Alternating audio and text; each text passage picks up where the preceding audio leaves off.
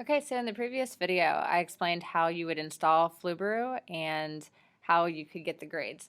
On the screen is an example of what the students would receive in their email. Now there's a few options that you could click under the advanced settings to make it actually come from Flubaroo Grader, but as you.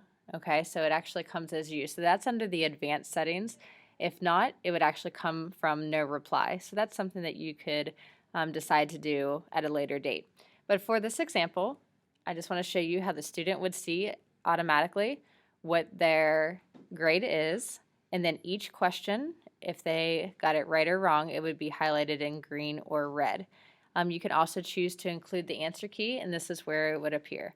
So students, if you have enabled auto grade, like if you did the steps that I showed you in the previous video, give it about 60 to 90 seconds and the students will check their email and it'll appear just like I have on the screen.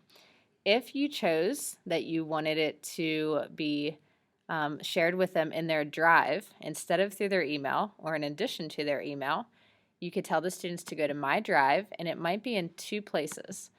The first place that it could be in is under My Drive.